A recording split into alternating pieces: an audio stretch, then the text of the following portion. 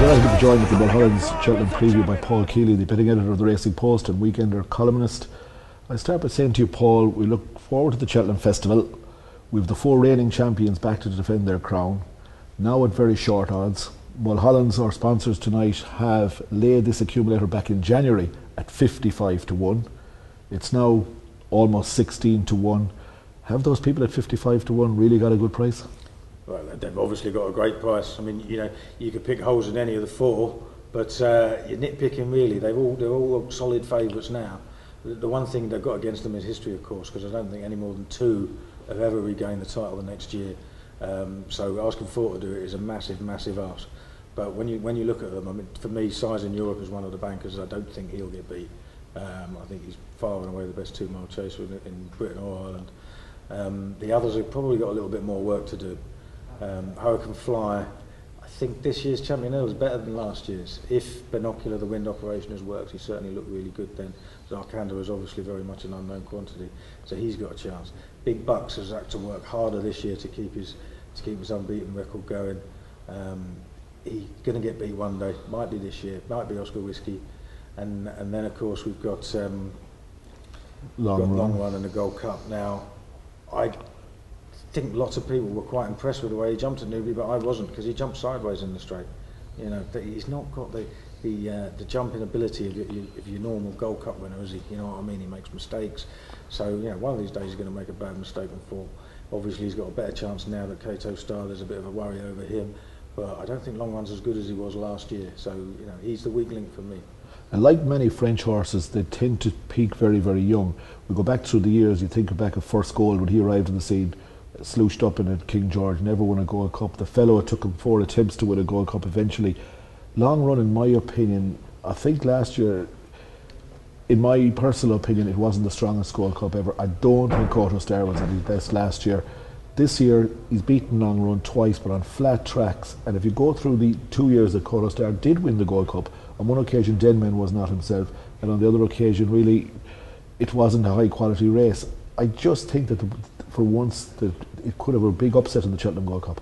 Yeah, I think it's definitely possible that you could. I take your point about Corso winning. I think what happened when Corso won his 2 World Cups is they didn't go that fast.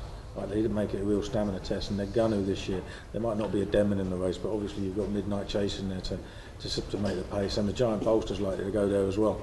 So they're not going to hang about. That is going to test his stamina. Whether it, you know, that plays into the hands of Long Run if he jumps. But other than that, then you've got some potential for upset. I think if Synchronise has recovered from his Lexus win, then he's a major player, regardless of the ground. He does go on decent ground, as he showed in the Lexus.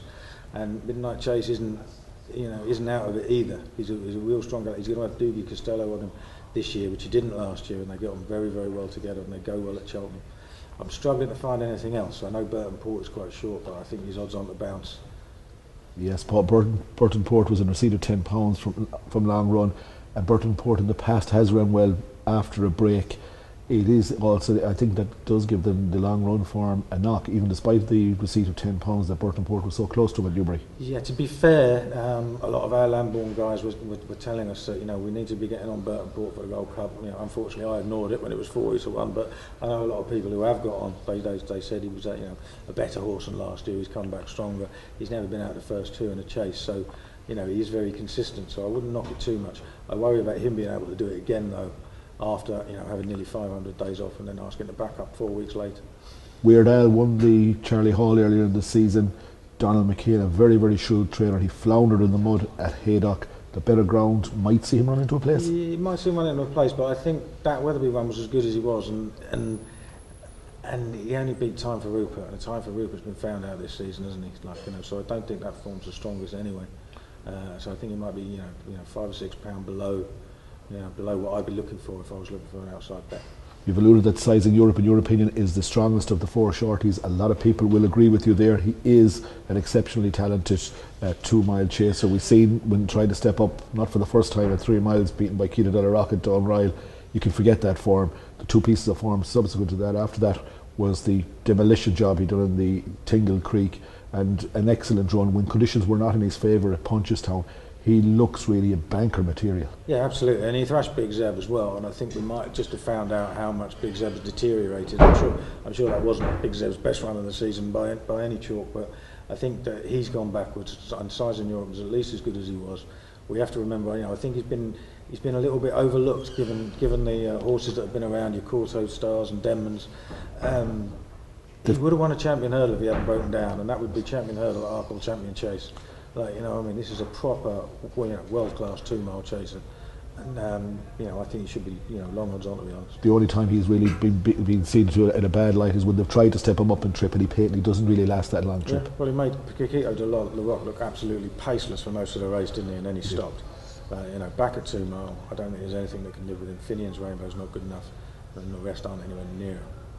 Going back to the champion hurdle, you think that you said earlier in our piece that Hurricane Fly faces stiffer opposition this year, most definitely.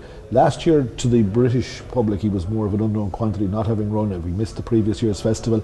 He went there. He beat Pedlar's Cross, who was essentially a stayer in the champion hurdle. This year, we've only seen him once. In my personal opinion, I think that Willie Mullins, when he told the media that he will decide when the horse runs, maybe he was feeling the pressure. There has to be question marks over Hurricane Fly. Granted, he did win the Irish champion hurdle, but then again, he was entitled to win such a race that did not go a hell of a strong pace in that either. Will he be found out in this year's champion hurdle? I'm not sure he'll be found out, but I think he'll find it hard. I mean, a lot of people seem to forget that last year's champion hurdle, he was nowhere near as impressive as everybody seemed to think he was. He really, really had to fight to beat Pedlar's Cross. And to be fair to Pedlar's Cross, they didn't go very fast in that race either. And, he is a stayer, and he made him fight all the way. Now, the previous year's champion hurdle, won by Binocular, I think was at least as strong. And Binocular won it really, really easily. If he's back to that sort of form, he'll give him a race. I mean, I couldn't back him because you just don't know what horse is going to turn up. I might jump in, after a couple of hurdles if he jumps them really well. But I'd have to wait and see. Zarkanda's a definite player. Will need a really, really, really fast pace, and he's going to be off. He's going to be off the bit a long, long way from home. But he's definitely got an awful lot of flat speed when he gets going. They didn't go a hell of a gallop in that Betfair hurdle at Newbury. There was lots of horses in contention when Darland fell. Hampered Get Me Out of Here, who ran second in the end to Zarkanda. It was a tough race for his first run back. He'd done it well enough, yeah, it was tough, but because they hadn't gone so fast early, it was only tough for a couple of furlongs. So I don't think he's had that much taken out of him. I think he'll be okay. To be honest, I don't fancy him, and I think it's a terrible price because we know that defeat of Get Me Out of Here is nowhere near champion hurdle form. But he's a definite player in the eyes of Paul Nicholls. I think Paul Nicholls' Rock and Ruby is a better horse. Is it a case of the champion hurdle that bookmakers are shortening up those outside Hurricane Fly, wary of the fact of the each way terms and so on and so forth? I mean, they've been looking for opposition to the Hurricane Fly all year. Grandaway looked decent, but he's gone by the wayside. Binocular done it well at Wincanton, as we all know what Binocular is like. He's in and out. He did look slick on that occasion, but I just think that bookmakers are tightening up the second, third and fourth favourites in the champion hurdle because of the each way terms. Well, yeah, everyone bets a quarter of the odds the first 3 in all championship races at Cheltenham, so there is a bit of value there for the punters. So you've got to keep them on your side if you can. They also know that a lot of your smaller punters, their money adds up as well. And they're not going to be back in the likes of the shorties. Bookmakers probably only need to get two of the shorties beat to have a real good one. They know some of them are going to win. So they want to, they do want to keep some on side, I think. Yeah. You more or less told us that size in Europe is your banker in the championship races.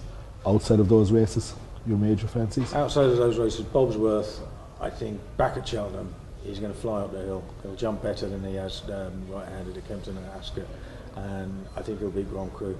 I'm not convinced Grand Cru was anywhere near as good as he was made look that day. I know the time was fast in comparison to the King George, but I don't like comparisons of different races, run on the same day or not. They were, one they went off hell for leather, and the other Quarto Star managed to, dictate his own pace and save enough. So I'm not interested in times. All I know is that Silviniaco Conti is not as good as I thought he was.